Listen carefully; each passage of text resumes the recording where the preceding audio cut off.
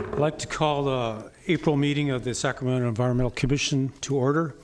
Would you please read the roll call, please? Mark Berry. Richard Hunn. Here. Diane Kinderman. Here. George Buzzlink. Here. Dr. Anthony DeRiggi. Here. Margie Namba. Laura Nickerson. Here. Eric Rivero Montes. Mark White. Kelly McCoy. Here. So tonight we do not have a quorum, but because we're mandated to meet on a monthly basis, we will continue the meeting, but take no formal actions requiring a vote of the commission this evening. What I'd like to quickly do is have introductions of the commissioners. Please introduce yourselves and tell us who you're representing. Tony? Tony DeRiggi, retired pediatrician from Kaiser Permanente, representing the city of Sacramento. Yeah, I'm Buzz Link. I'm a registered civil engineer. My interest is water primarily here. I'm a Sacramento County appointee. I'm Richard Hunn. I'm a consulting and environmental planner, and I'm representing Sacramento County. I'm Diane Kinderman. I'm an attorney with the law firm of Abbott and Kinderman, practicing land use, environmental, and real estate law, and I am a City of Sacramento appointee to the commission. My name is Laura Nickerson. I'm a registered nurse currently working for Sutter Health. I'm also a wildlife rescue and rehabilitator, and I represent the County of Sacramento. Thank you. I'm Kelly McCoy, sitting in for Marie Wooden, who is support to the commission. Thank you, Kelly. This is an opportunity now for receiving any public comment. If anybody would like to address the commission on any matters, they can approach the podium and make the statement. Seeing none, we'll move on to our next agenda item, which is our annual environmental awards presentations. This award's been going on for close to 10 years now, and it's been very successful, and we're very excited about it every year. Before we initiate the awards ceremony, we'd like to hear Mr. Jeff Harris, if you'd like to approach the commission and make a statement about the awards commission.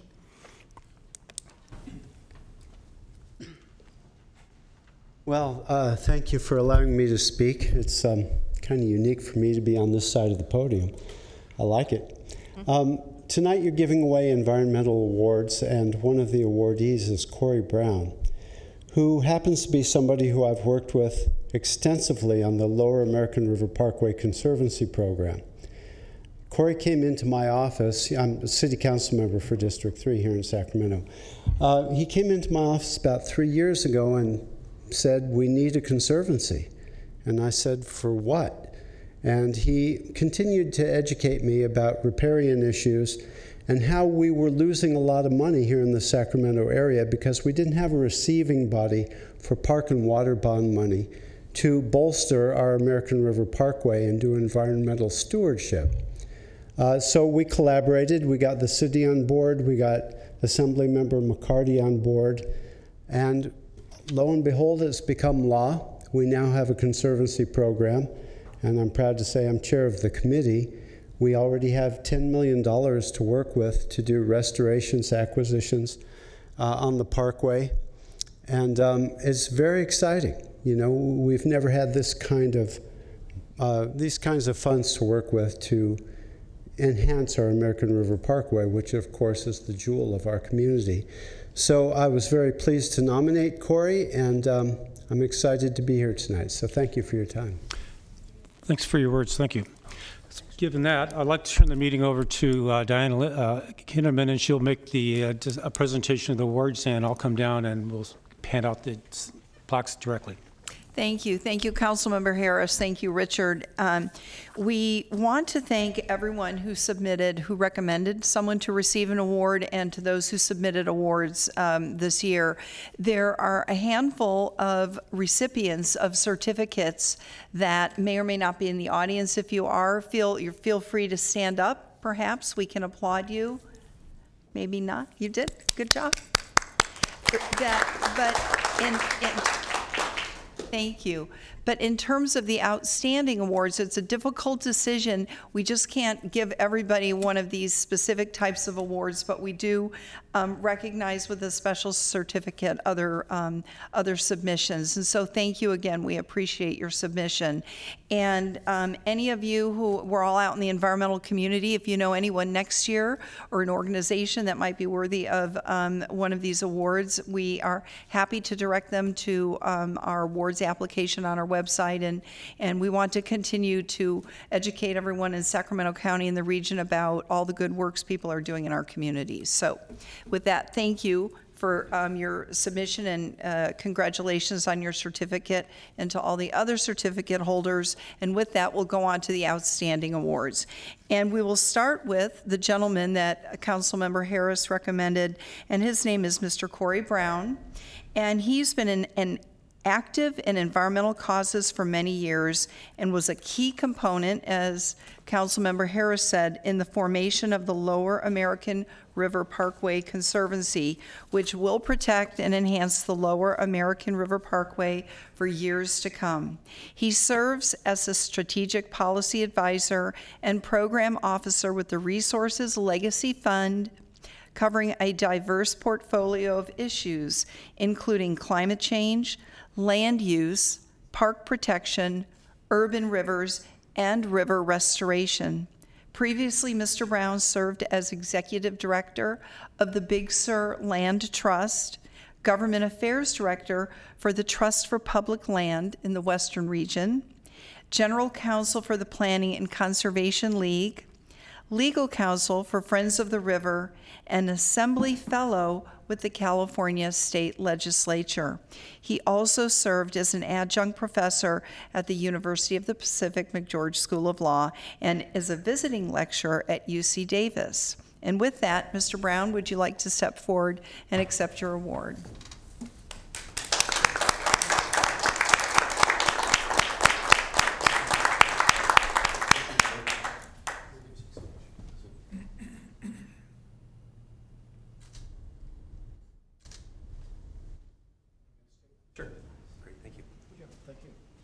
Thank you again for your generous contributions. Would you like to say something? Wonderful. Oh, yes, very briefly. I want to thank the Commission very much for this honor. It's a great honor, especially to be a resident of Sacramento for so many years.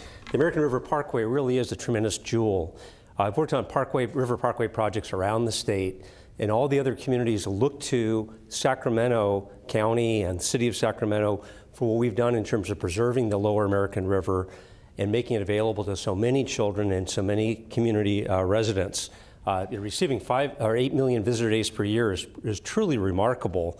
And folks that are working on Los Angeles River, or the San Joaquin River, or many other river parkways really look to this county and the cities here for inspiration. So it's a real pleasure to have worked with Councilman Harris, Assemblyman McCarty, and the county supervisors to help establish the Lower American River Conservancy program.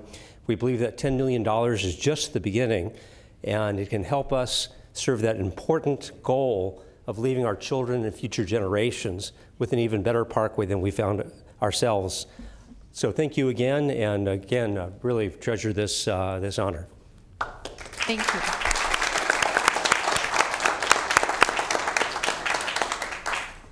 Thank you again, Mr. Brown, for your wonderful contributions to the community and for creating a template for others to follow. Thank you.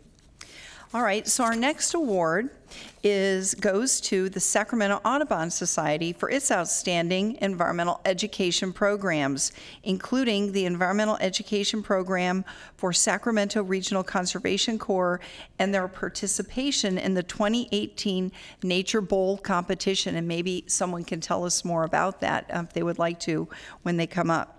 The goal of their education program is to enhance Corps members' understanding, appreciation, and respect for the environment in which they work through rotating classroom sessions and field sessions. Corps members help maintain pedestrian pathways at the Bobolane Sanctuary, and through the educational programs provided by the Audubon Society, they may share their knowledge with others and become better stewards and ambassadors of the environment.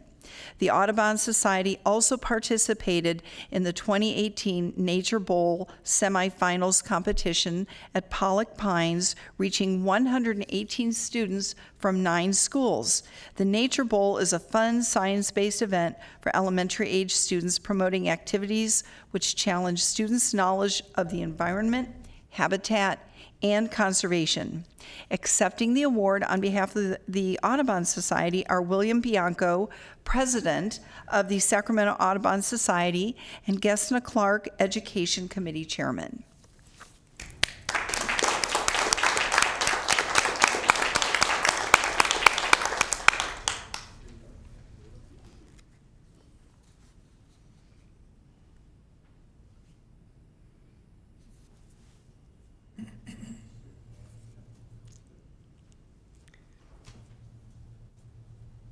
Just a few words, thank you. On behalf of our membership, very pleased to accept this award, and I'd like to thank the Sacramento Environmental Commission and the people of Sacramento County. And Gesna Clark, our education chairperson, deserves a great credit for both these projects for making the 2 education programs so successful. And we have a few other acknowledgements for the Nature Bowl. I'd like to acknowledge Kelly Hopkins. She's the executive director of the Sacramento Valley Conservancy, and we helped us with the Camp Pollock site for the Nature Bowl, and also her team worked closely with us, Sacramento Audubon, to ensure the site facilities worked for the event. And there's a few other education committee members that I'd like to acknowledge. Our planning team members is Kathy Lazier and Sue Darst. And the other project, the Environmental Education Program for the Sacramento Regional Conservation Corps. This, we had the help of Norma Naylor, the Director of Corps Member Development and Education. And she was very cooperative with Sacramento Audubon Education Chair on the program focus and scheduling. So both projects are very good and they're ongoing. We just keep moving with it. Thank you very much. Thank you. Let me say something. I'd just like to say that it just has been a pleasure to work with both of these projects and to work with young people.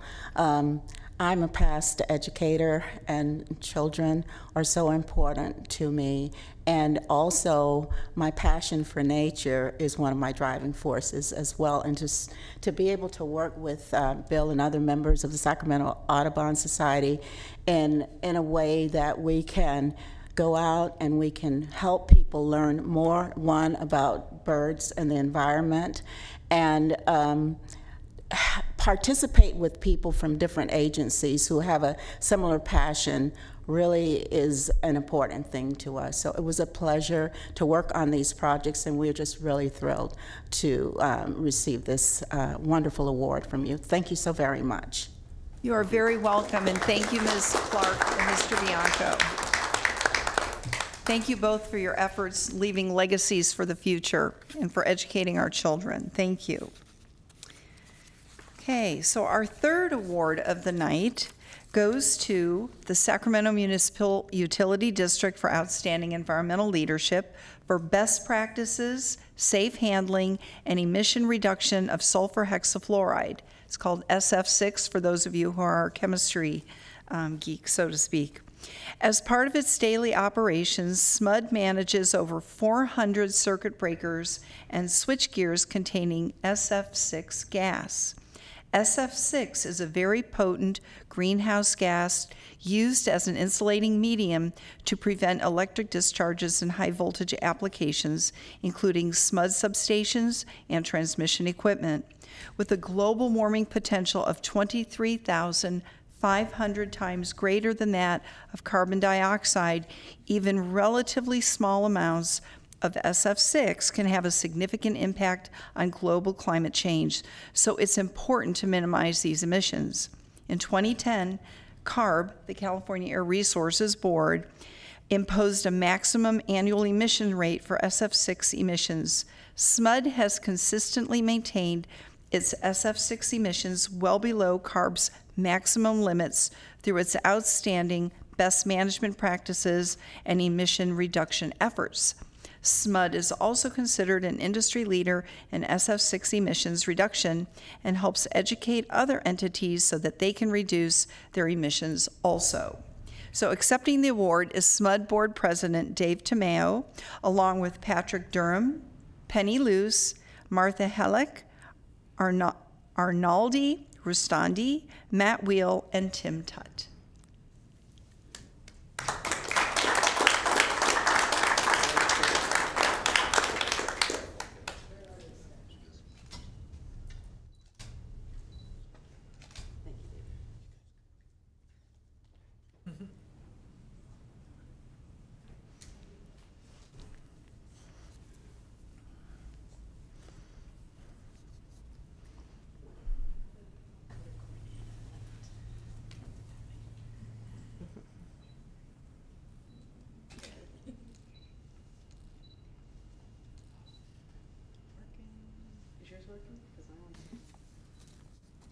Okay.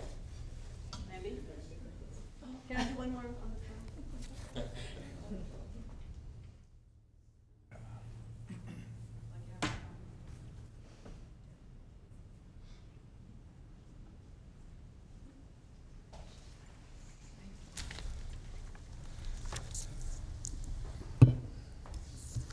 Well, good evening, everyone. You know, it really is an honor to be here to receive the award on behalf of SMUD. And I definitely want to point out that this is as the result of a lot of hard work by our staff, both our environmental staff and our electrical operations staff who really make this work. So I'm just the president of the board, and I don't do the work. It's staff that does the work, and they're the ones that really are receiving this award. So, and I do speak for our entire organization in saying that we really appreciate the work that your commission has done in promoting sustainability and environmental stewardship throughout the Sacramento region. And your reputation makes receiving an award from you that much more meaningful. So the reduction of the sulfur hexafluoride is one example of SMUD's commitment to reducing greenhouse gas emissions and also showing environmental leadership in the many different ways that we affect the environment. You already mentioned how potent this greenhouse gas is, and so you know, we don't have a lot of it, but whatever gets out is really important. So we're doing the best that we can to keep it contained.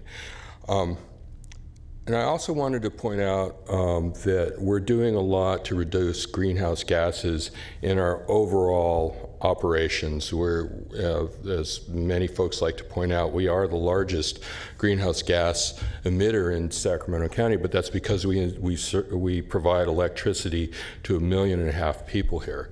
So it's very important that we pay attention to how we reach our greenhouse goal reductions. And SMUD is committed to reducing our greenhouse gas emissions to 60% below 1990 levels by 2030 and achieving a net zero greenhouse gas footprint by 2040, which is ahead of the state goals. We're not doing this because the state's telling us to. We're doing it because it's a key part of SMUD's commitment to improving the quality of life of our community. And we all know what a threat climate change is to the community. And so we take this responsibility very seriously, and we're working hard. We're prepared to make some very large investments over the next 20 years to make that happen. And for those who want to know why we're putting all this time and effort and investment into making sure that we reach those goals, and the answer really is we can't afford not to do it. So we're committed for the long haul, and we appreciate your recognition. And thank you very much. Thank you so much.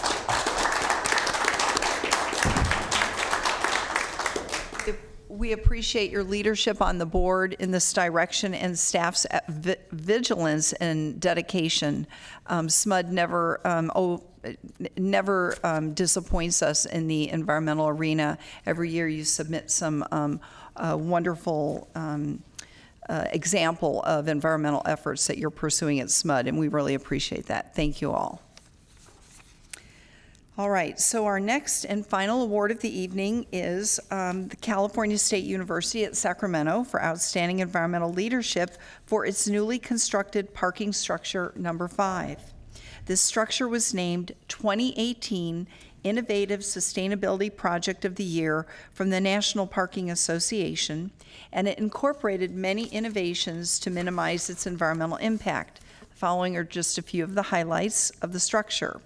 For example, there are many dry wells and bioswales to divert storm water runoff into the ground, tree planting that exceeded the number of trees needed to be removed due to ill health in construction.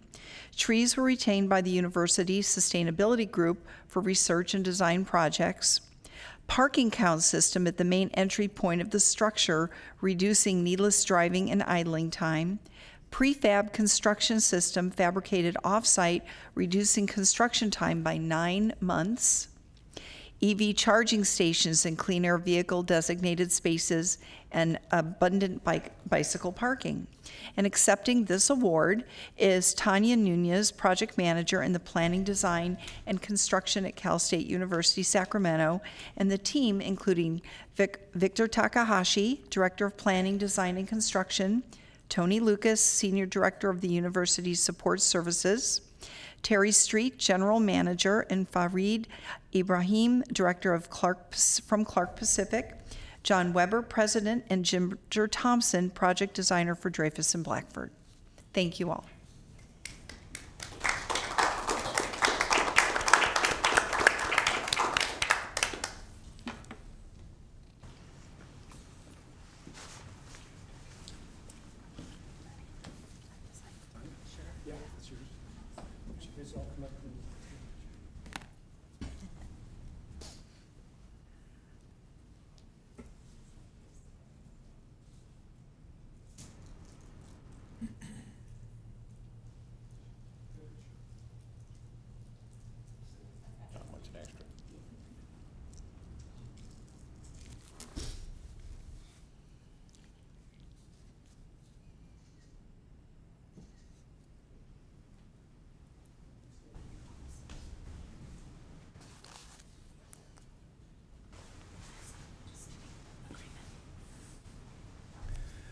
Distinguished members of the Commission, Councilmember Harris, fellow awardees, and of course my team, I'm honored to accept this award on behalf of Sacramento State's 31,000 students, quite a few commuters of course, and our 6,000 faculty, staff, faculty, staff, and community.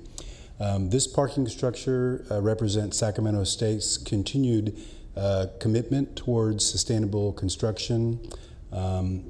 I think if you go by and look at the structure, we've done a few things that are a little bit unique on our structure.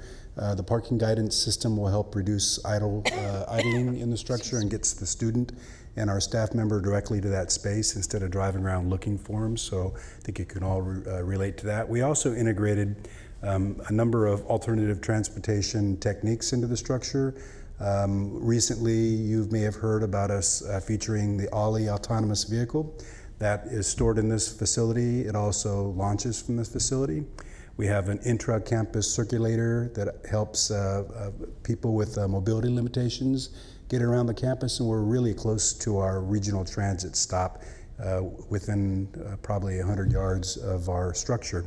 We've integrated a number of sustainability techniques, such as having low intrusive devices to collect the water, so there's no stormwater runoff, and so we continue to preserve this wonderful parkway and the birds. And so we're just honored to be here and accept this award on behalf of Sacramento State. So thank you very much. You're very welcome. I also want to say thank you. I'm Ginger with Dreyfus and Blackford, and I wanted to mention what an awesome opportunity it was to be on a project as utilitarian as a parking structure is. but teamed up with the Sac State crew and the Clark Pacific people who collectively we all focused on elevating that structure to something so much more. So the sustainability features are not just superficial, they're all the way from the very beginning of the project. They were put a lot of thought and energy and engineering into making sure it's as thorough, from parking stalls counts all the way to being able to see all the way through the structure and having like complete open air. So just want to say thank you, and also thank you to the team. Good. Thank you.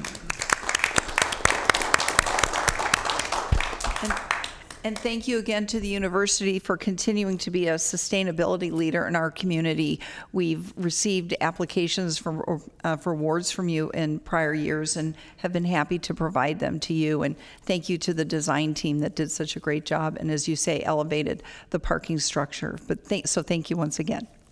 Congratulations. Well, that concludes our awards ceremony. So what I'd like to do is get a round of applause for all the awardees who attended here tonight. Thank you.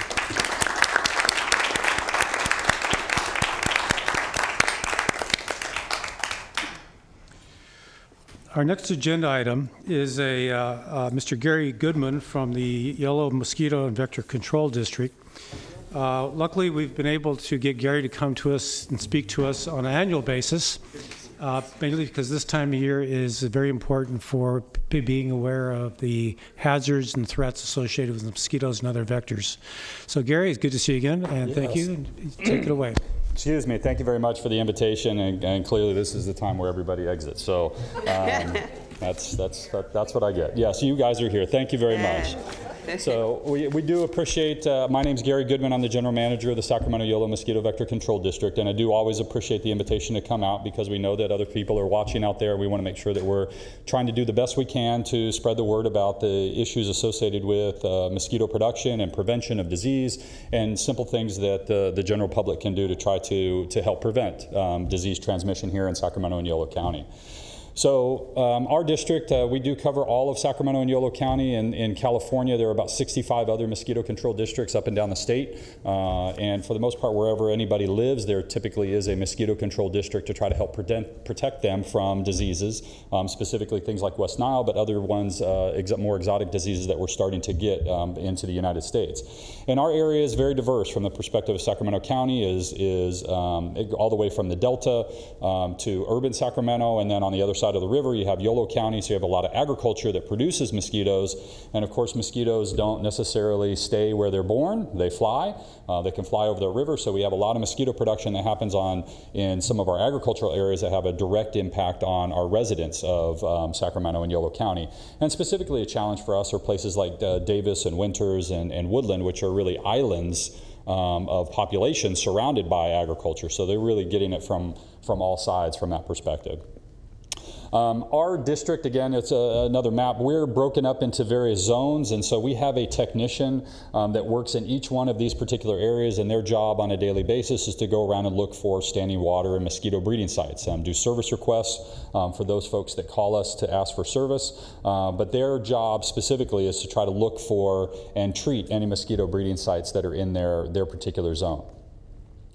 For the district species, in California, there are, worldwide, there are about 3,500 different species of mosquitoes.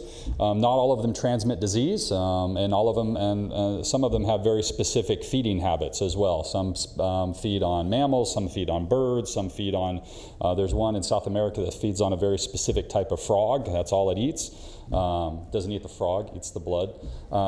Here in California, we have 53 different species of mosquitoes, and in Sacramento and Yolo County, we have about 24. And so we look at the different populations of these particular species of mosquitoes, and clearly the ones that transmit disease are the ones that we're most concerned about, but mosquito production in general has an impact, economic impact in terms of quality of life, economic issues, which is why back in over 100 years ago, 1915, the Mosquito Abatement Act of California was actually enacted, was the economic impact of mosquitoes in and around where people wanted to live. Specifically down in the Bay Area, that was uninhabitable due to the matter of wetlands and marshes that were out there. And so they put together an abatement act to essentially form districts so that we could go in there and try to abate those mosquitoes and actually make it livable. Now, of course, if you had bought something back in 1915 in the Bay Area, you'd be a very rich person at this moment in time. So wanted to talk just briefly mosquito life cycle. There are 4 development stages. One, only the female mosquito bites. They need the protein in your blood to produce the eggs. Male mosquitoes just feed on nectar.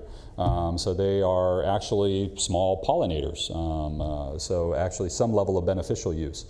They go through 4 stages, so they'll lay eggs anywhere from 150 to 250 eggs at a time, typically in rafts like you see there on the screen. Then they'll go through 4 larval stages, a pupal stage, and then emerge as an adult, and then start the cycle all over again. So our main focus, as I mentioned, is those technicians out in the zones look specifically for breeding sources, because we try to target them in their aquatic stage, because the more we can kind of take care of in the aquatic stage, the less adults that we have, which means the less adults that we have feeding on people and starting that whole cycle of 150 to 250 eggs at a time. So here's a picture of an egg raft specifically. When they first start to come out, well, you can see the white coming out on the top picture there. They first start to come out, they're white, and then they'll start to discolor into a more of a brown, but that's that egg raft that we're looking for. And it usually takes anywhere from egg to adult, specifically in the summertime with warm water and warm weather, anywhere from about 7 to 10 days to go from egg to adult. And some species are a little bit faster and some species are a little bit slower, but for the ones that we're concerned about, anywhere about a week, which is why the messages that we try to get out to the general public are don't produce or drain any standing water that you may have in your yard about once a week. Again, depending on the specific species of mosquito, 3 to 5 days for floodwater mosquitoes, Aedes. The Culex species that we have are our most disease-transmitting mosquitoes that we have. Those take anywhere from 7 to 10 days. And then for our rice field mosquitoes, and we have a lot of rice in Sacramento and Yolo County, takes a little bit longer from that egg to adult process. Again, feeding habits, only the female mosquitoes bite. Males feed on plant juices and nectar. And so what attracts mosquitoes? So essentially what happens there is that as we are talking, we are breathing, we're exhaling carbon dioxide. And that essentially is what a mosquito, when they're host seeking, is looking for. They're looking to try to find that carbon dioxide, knowing that they can then find the source to be able to find the warm body to be able to take that blood meal.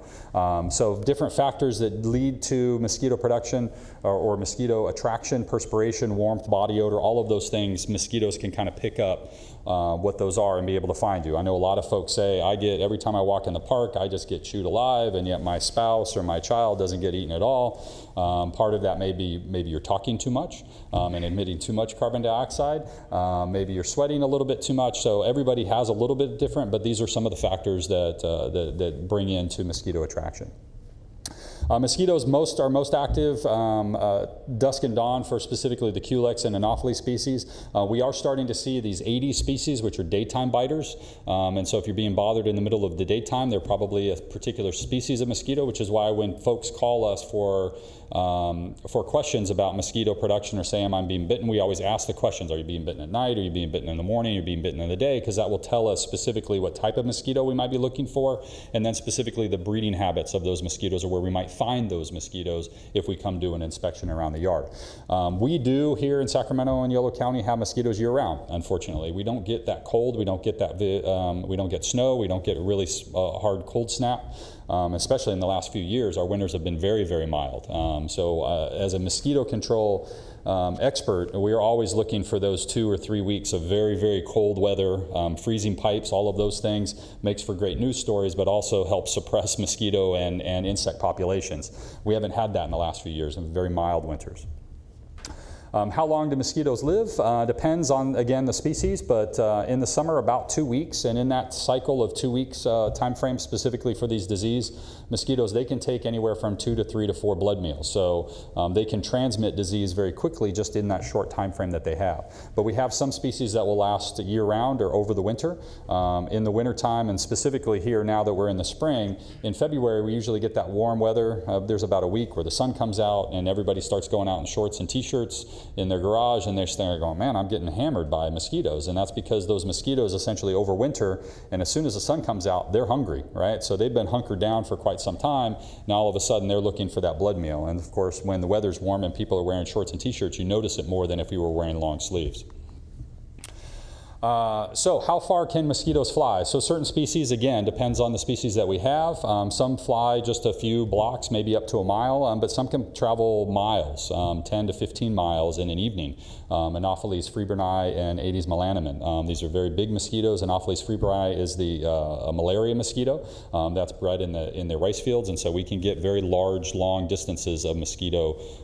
And so again, it depends on which ones are being bitten as to what kind of sources we're going to look for to be able to try to control those mosquitoes. January to February, this is when mosquito season begins for us. It's always year-round, but we clearly have more activity in the summer months. Once the weather starts to warm up, we're starting to get that weather now. Of course, this rain isn't really helping in terms of mosquito production, but right after this, we're supposed to have 80-degree weather by the weekend, and that's going to have an impact on mosquito production. And so we're anticipating a very busy year. But typically March and April, when the temperatures start to warm, mosquitoes will start to come out, and then clearly from May through October is our disease transmission months. So that's the time when the virus is going to amplify in both the bird population and in the mosquito population, and that's when people are going to be outside, and that's where we're going to have our largest risk of transmission. So clearly, the mosquitoes of concern, this is what we're trying to avoid, is that when you go outside, you're not just being inundated with mosquitoes on a regular basis. Luckily, these pictures were not taken anywhere near our district. These are from another district that doesn't do quite as good a job as we do. I won't name them. So I just want to talk about a few species of mosquitoes of concern again. The Anopheles mosquito, I think I mentioned, this is the rice field mosquito. It overwinters as an adult in the late fall. In the first warm days of the winter, they become very aggressive because they've been hunkered down and they're very hungry. And so we also have Aedes sierrensis. This is a tree hole mosquito, which is very active now in the springtime. This one is responsible for the transmission of dog heartworm, and you'll start to see this again in March and April. And these breed in tree holes. So when the rain comes over the winter time, you get these little knots in the trees that fill up with water, and that's exactly where these mosquitoes lay their eggs. And so their eggs are viable even when there's not water in there. They essentially wait for that water to fill up, and so that's why they come out. So they'll lay their eggs in early summer, and then these mosquitoes kind of go away. Their eggs are still viable. When those rains come and fill those tree holes up, then all of a sudden those mosquitoes will start to hatch. And so it's not something, so the eggs for a lot of these mosquito species are viable for months and months. They'll lay the eggs and essentially are waiting for water to activate them, so to speak. Again, I think I mentioned Culex species. We have both Culex tarsalis and Culex pipiens. These are the ones that transmit specifically West Nile virus and very efficient vectors of West Nile virus. West Nile virus is a bird disease, so it's transmitted or carried by birds. A mosquito bites an infected bird, picks it up, and then bites another bird, passes it on, or bites a human and passes it on. And that's how that transmission cycle goes through. It also can transmit to horses, which is it's very detrimental to the horses. So there is a vaccine for horses, and we recommend any horse owners to get that vaccine, because if your horse gets West Nile virus and you're unvaccinated, it's about a 50% survival, and it's a very painful death because it's encephalitis-like, so swelling of the brain, those types of things are very painful for the horses. So luckily there is a vaccine to be able to try to control that. We are also, in terms of species of concerns, getting invasive species. These mosquitoes are Aedes aegypti and Aedes albopictus. These are typically mosquitoes that are found in South America, Central America, Mexico, in the southeast part of the United States. Warmer tend to be more humid climates, and we never really had these mosquito species in California until about 10 years ago. And so they unfortunately have established themselves. We're lucky to date. This is hopefully real wood. We don't have them yet in Sacramento and Yolo County, but there are established colonies in Southern California, San Diego, Fresno, and as close to us as Madera. So really very similar climate to what we have. And these mosquito species essentially are starting to move up. And so there was a mention earlier about climate change. That's having an impact, we think, on insects as well. And so mosquitoes are starting to adapt to different areas where they normally weren't supposed to be. And so the issue associated with these particular species of mosquitoes is they can transmit some of the exotic diseases that we have, dengue, chikungunya, Zika virus, which was in the news a few years ago and still is a concern for us. And every year we get imported cases. So we always get cases of people that have traveled to an endemic area, got bitten by a mosquito for one of these diseases, and then come back here and experience those symptoms. And so if we have these species of mosquitoes established here, then we can get local transmission similar to the West Nile virus transmission cycle. And so these are something that we're concerned with and constantly on the lookout, and then of course working with other districts up and down the state that already have them established. So how do we do that?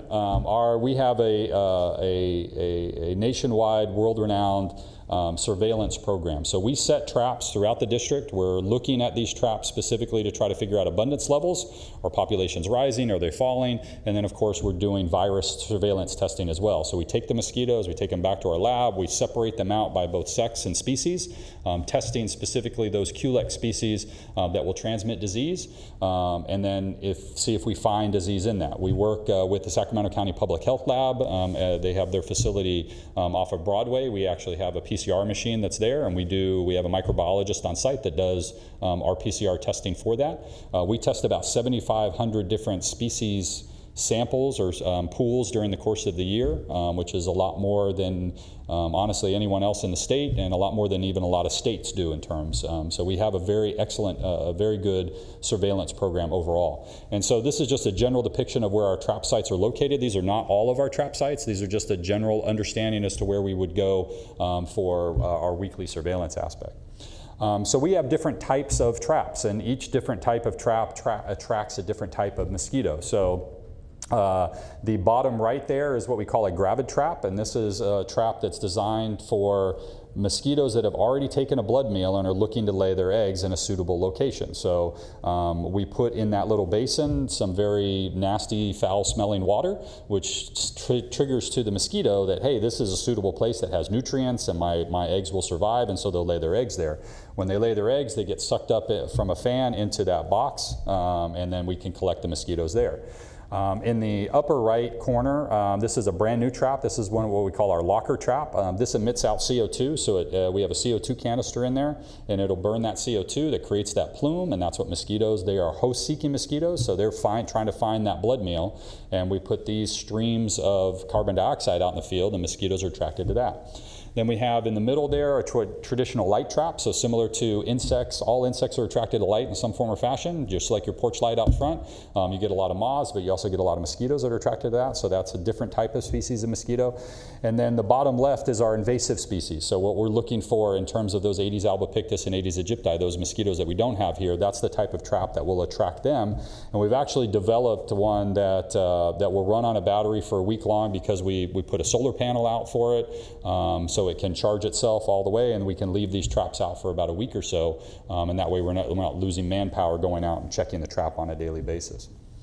This trap also in the bottom left, we're working with the company that manufactures it because from an innovation standpoint, they're actually creating a smart trap, a trap that as a mosquito enters in, it breaks a beam of light, and that beam of light is measuring its wing beat frequency, so it can tell us whether it's a mosquito or a larger insect or a smaller insect, and we're working on trying to develop it with being able to identify specifically by the species, so that way we would know, and then that information is transmitted via website, and we can find out in 15-minute increments what kind of populations we have at any particular location. So we're working actively with them on being able to measure wing beat frequencies of mosquitoes, because an Anopheles mosquito that comes from the rice field is a much larger mosquito than, say, Culex pipiens, and so as it enters the trap, it has a different wing beat frequency. So trying to be innovative in terms of developing that so we can be more efficient and better at our jobs.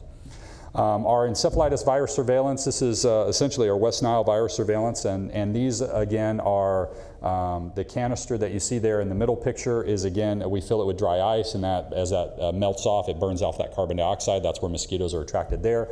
And then these mosquitoes are trapped live, and so we'll pick them up, and that way we can bring them back to the lab, again, sort them out by sex and species, and then grind them up into a slurry and test them for virus surveillance. Again, the Aedes albopictus, Aedes aegypti mosquitoes, we put these in because while I'm not necessarily an entomologist, we have an appreciation for the beauty of mosquitoes. So if I had a room full of entomologists, they would be very interested in the coloration of these particular mosquitoes. They're very striking when you can see them, but these are the troublesome ones that we're looking for that have yet to come to our particular district.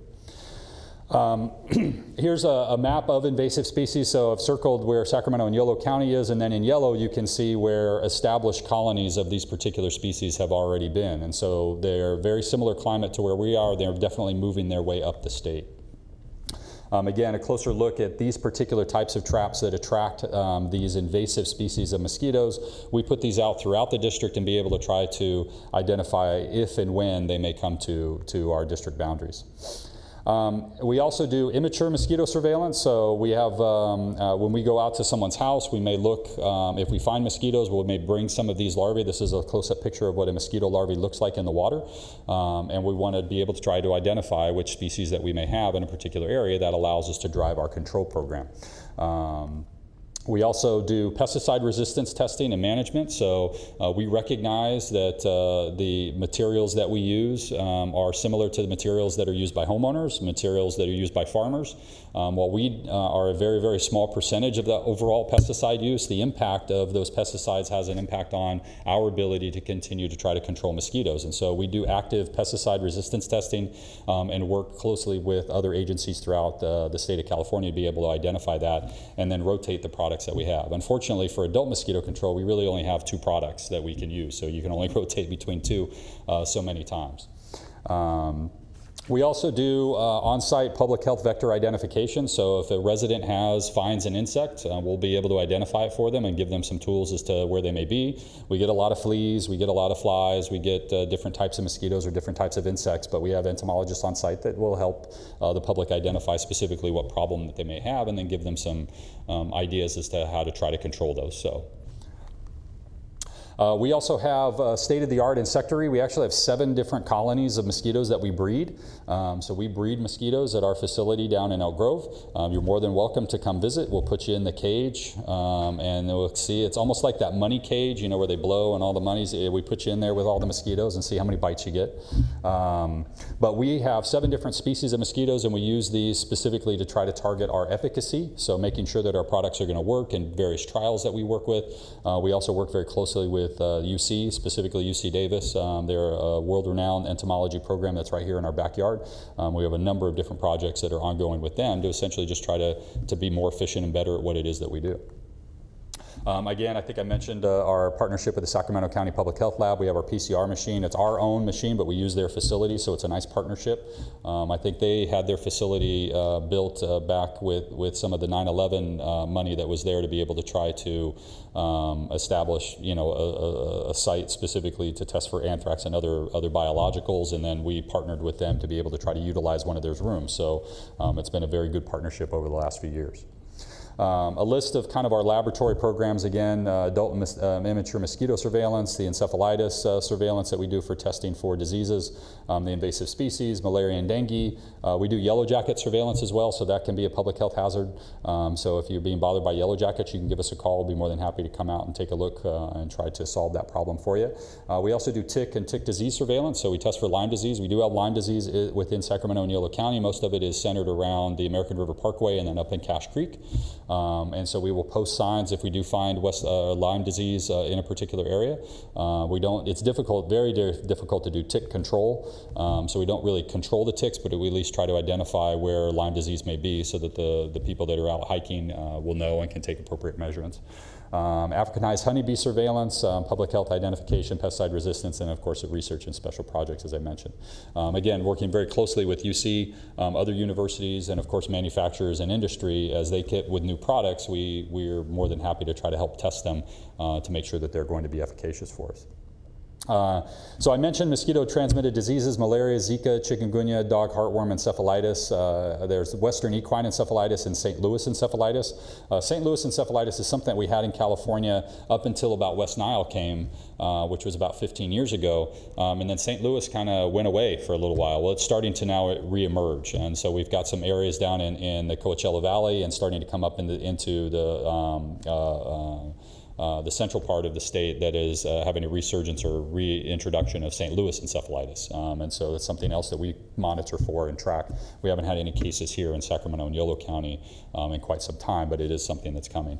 And then, of course, the next one's yet to be determined. There are a lot of different vector-borne diseases that are out there in the world. The world is very small, and within 8 hours you can be on the other side of the planet, and then you can transmit those things back. And so that's definitely a concern. Zika, chikungunya, these were not diseases that, they were known diseases, but they were never anything that we had to deal with here in the United States, and yet all of a sudden, here they are. And so there are other ones that are out there, some very dangerous ones that clearly we'll want to try to keep track of, and that's why we work very closely with researchers you see in the CDC on being able to try to have a good, solid surveillance program so they know what's happening here in California, and specifically within our district. West Nile virus activity in California. Last year, the number of human cases that were reported in California was 218, a sharp decline from what we had in previous years.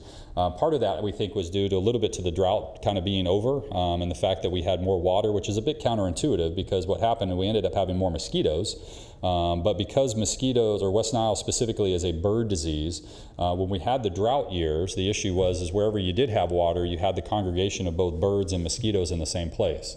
Now that you are out of a drought, you have more water, so you have more mosquito breeding sites, but now you don't have as much interaction between the host of the bird and the mosquitoes per se. And so we've been seeing a reduction in West Nile virus activity, which is a good thing, something that we're hoping that will continue again this year. However, one thing I do want to try to highlight is that the majority of these cases, 218, over 70% of these are what we call the neuroinvasive form of the disease, a very serious form of the disease that requires hospitalization.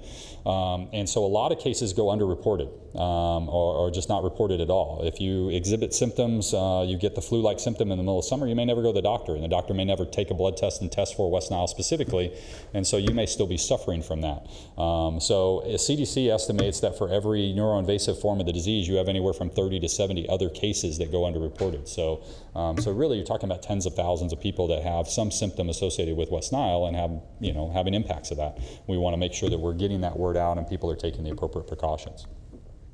So what do we ask the general public to do? How can you help? Look for standing water. Specifically, after today's rain is going to fill up quite a number of containers in people's backyards. We'll be putting out a press release. Luckily, actually next week is Mosquito and West Nile Virus Surveillance Week in California. So very timely from that perspective, and we'll be doing a number of different activities. We have a contest with school children where they design a kind of a calendar page, although nobody uses calendars anymore, so we just put it on the website. But we give prizes to the classroom and to the individual student, and so we promote that. We've had over 3,000 entries over the last number of years from school children in Sacramento and Yolo County. That's been an ongoing program that we've had for about 15 years or so, and so very successful. We used to produce a calendar, which was kind of neat, but nobody ever does that anymore. So, but we do give a prize both to the school and to the student, so we try to encourage the teacher to get their students to submit entries as well. So we ask people to do these, to look for this. So again, your gutters are a great source of water and vegetation and leaf litter and those types of things, organic material that is very attractive to mosquitoes per se. Bird baths that are going to fill out that are not cleaned out are great sources. Just general drains. I am curious about the Sac State parking structure that they said they hold all their stormwater. That may be a problem for mosquito production. We'll have to go check that out. But any low area that you see where water is going to stand for about a week or so can produce mosquitoes. So if you see this, give us a call. We'll come out and take care of it. Things like this we probably are already aware of, but other things that are in people's backyards are much more difficult for us to find. Those flower pots and canisters and lids of garbage cans and old tires. Those types of things are very difficult for us to be able to see in people's backyards. I remember one of our technicians a few years ago went to a backyard. The resident said that they were just getting hammered with mosquitoes, and we went into their backyard and they had 47 washing machines in their backyard that of course were all filled with water and breeding mosquitoes, and they wondered why they were getting hammered by mosquitoes. Here you go. So sometimes it's not quite as intuitive.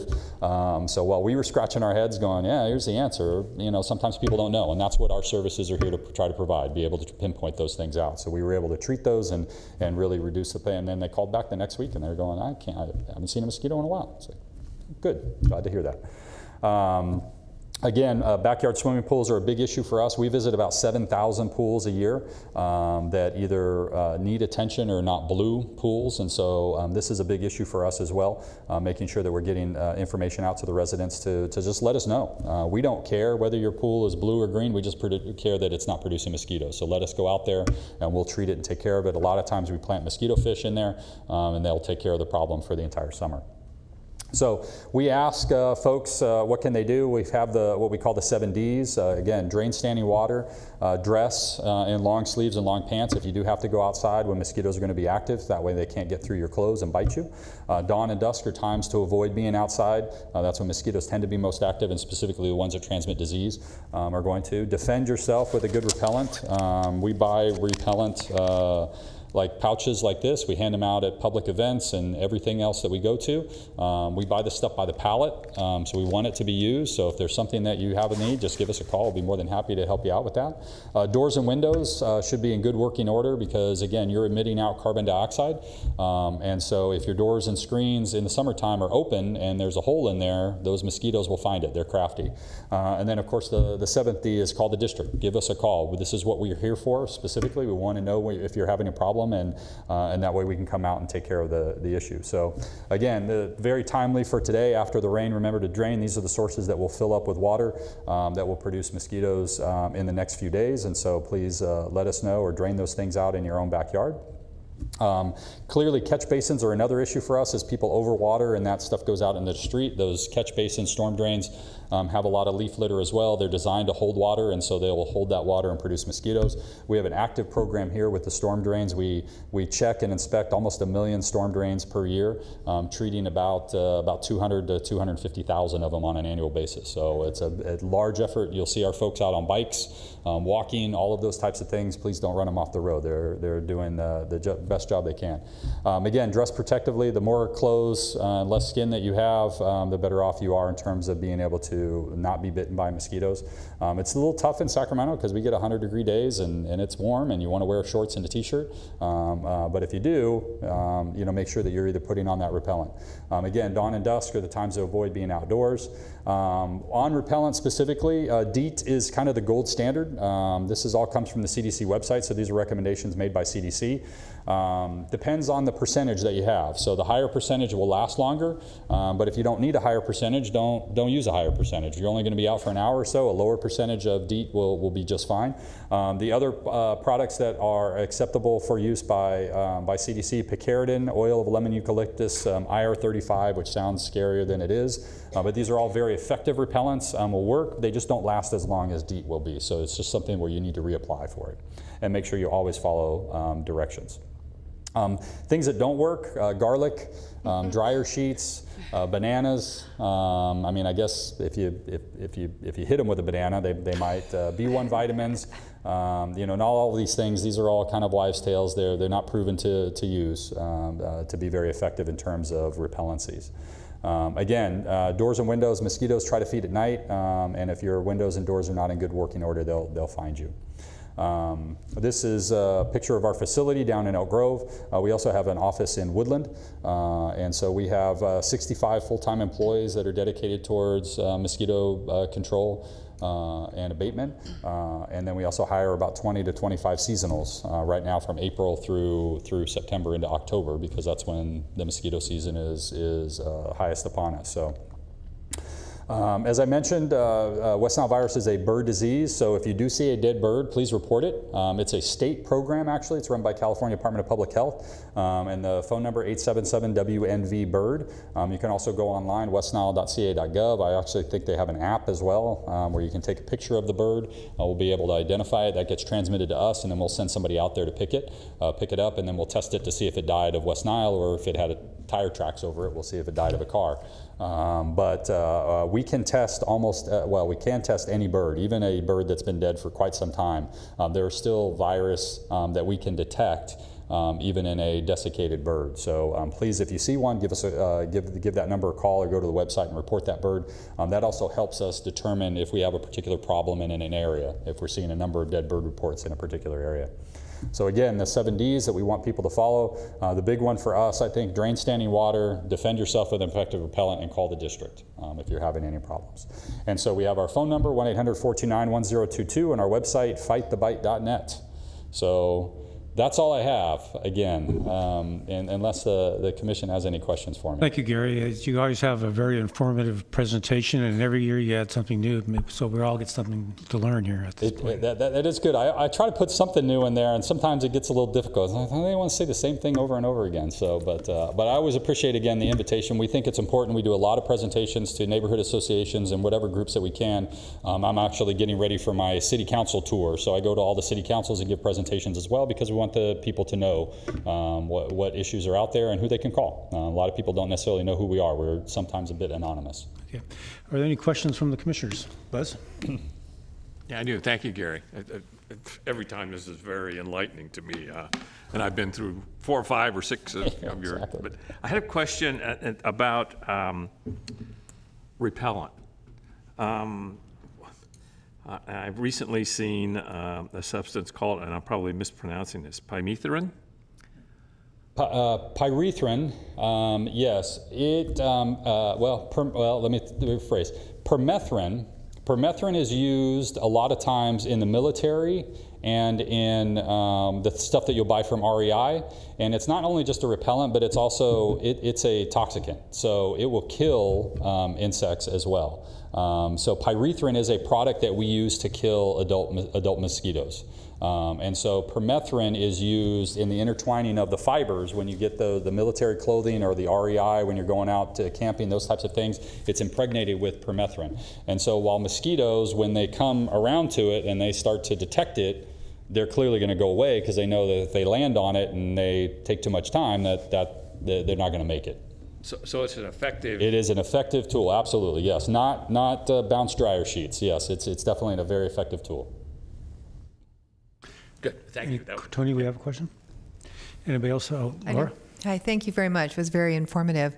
Now, with the birds, I actually work at the Wildlife Center, and we get a lot of neurocorvids in, like crows and yellow-billed magpies, and you know, they're assuming it's West Nile virus. But I haven't really heard a lot about other birds getting West Nile virus, so what's your thoughts on that? A lot of other birds still carry it. Well, corvids are the most susceptible. Corvids and jays, which of course we have in abundance here, right? And that's why West Nile for us is never going to go away, because we have the right mosquitoes that transmit the disease, and we have the right hosts in terms of the corvids and jays and magpies that are the host body for it. We have tested other birds. We have actually, part of our surveillance program, we have chicken flocks. Chickens will build up the antibody to it, so we'll bleed chickens, just a small droplet of blood that we'll take on a weekly basis from the chicken populations that are located, and that way we know we have local transmission, because if we pick up positive virus from those chickens, we know those haven't moved. The only problem with birds in general, and of course mosquitoes, is even if we make a collection at a particular site, it doesn't necessarily mean that's where they got infected, right? Birds are going to fly, and so, but it gives us an idea as to where to try to concentrate, and then we start setting more traps and getting more information out. But other birds can get West Nile. They tend not to be as great of hosts essentially as the corvid population does. There's a retired entomologist from UC Davis, Dr. Bill Risen, who called crows flying bags of virus.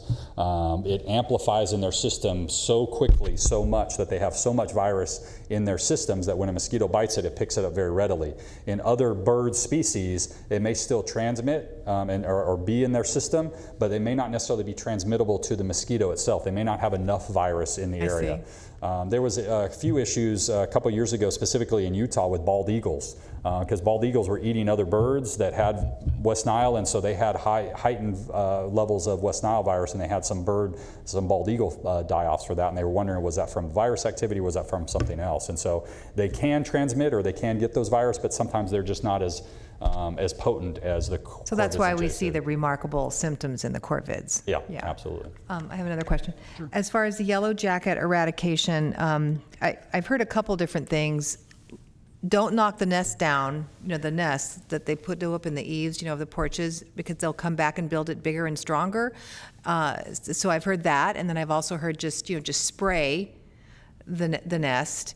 And so I don't know really what the right answer is for just an average dealing with them. Exclusion is the best. If you can, during the day, now you're probably, actually what you're talking about are probably paper wasps. Yeah, the little things. Yellow jackets are a little different. Yellow jackets will create their nests in the ground. Yeah, okay. I'm talking about the ones. The other ones that are in your eaves, yes. In the middle of the day is the best time, because in the day they go out foraging and they'll come back. So the mud daubers and those types of things that you'll see, yes, exclusion, knock them down. That's the best thing to do.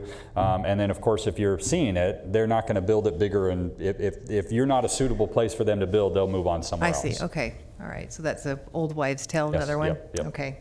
I think that was and seasonal vernal ponds that are like we have some actually in our property, and the vector people come around that I've seen. So if they've already identified it and we just haven't seen them, my guess is they'll come back around. Yep, I don't need to call them. Yeah. Okay. Like I said, the slide that I gave that has the zone technician, her responsibility in that area is to go around to each of these sites and sources, typically within a 2-week process. So the nice part with the vernal pools is they tend to dry up, and so then we don't have to worry about them as much. But there are other sources that will be year-round, and so so for the most part, we know about them. Okay. Feel free to give us a call. We'll be more than happy. But if you've seen them out there before, it's on our list, and we'll go out and revisit specifically now in the springtime. And great, we don't have any trouble with mosquitoes. Yep. Thank you very much. Great. Does your organization work with agriculture and cattle operations where they have open troughs and things like that? Absolutely. The water troughs are great for mosquito fish. We put mosquito fish in the water troughs. They do a great job of taking care of the mosquito larvae that will be in there. And so we do outreach to a number of different, we'll try to work with farmers. Again, for us, rice is a big issue. We've got about 45,000 acres of rice, which is just standing water with vegetation that breeds mosquitoes. And of course in Sacramento and Yolo County, then you've got population that's right there. And so we work very closely with the Agricultural Department. We work very closely with California Department of Fish and Wildlife and U.S. Fish and Wildlife. We have Stone Lakes down in Oak Grove. And we try to identify and work very closely with them. We have a number of other different products. So next year I'll talk about maybe our ecological management department that works specifically with those landowners and having MOUs. We also utilize drones for both surveillance and application. So kind of a new level of technology, and so that'll be a good topic next year. Yeah, very good. Any other questions from the commission? Thank you very much, Gary. We appreciate your time. Thank you again for the invitation. Have a wonderful day. Nobody ever takes my picture. Everybody else. Okay, our next agenda item is our Environmental Management Department Director's Report. Sure. Good evening, Commissioners. Marie Wooden asked me to update the Commission on the recent California Environmental Health Association conference that 6 of our Environmental Management Department staff attended. There was a real focus on recovering from the wildfires and the natural disasters we've had obviously recently in California. Because environmental health departments are so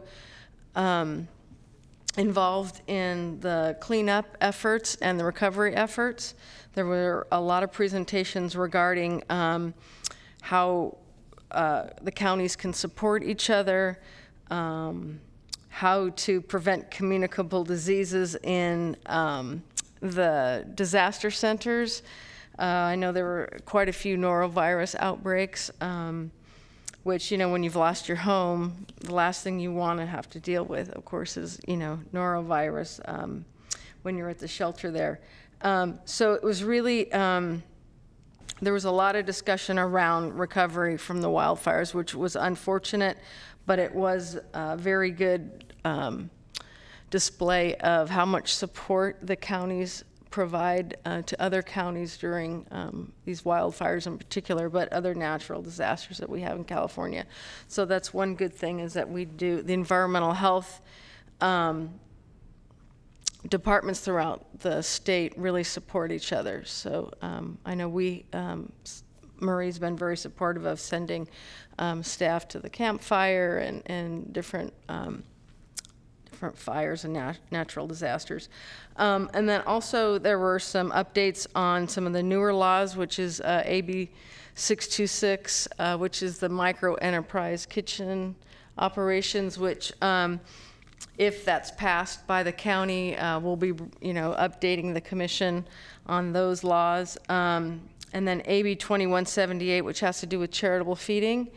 And you'll be getting an update on that law and, what Sacramento County is doing around that. And that's pretty much it. Okay, thank you very much, Kelly. This is an opportunity for any final comments from commissioners. Does anybody would like to address the commission here? Seeing none, I think then we're ready for an adjournment to our next meeting on May 20th at 6 p.m. Thank you very much.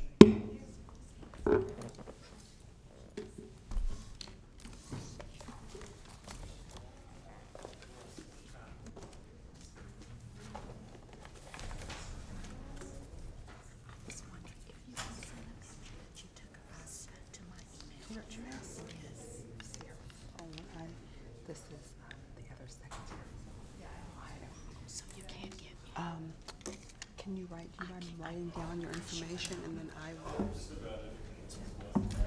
just send it.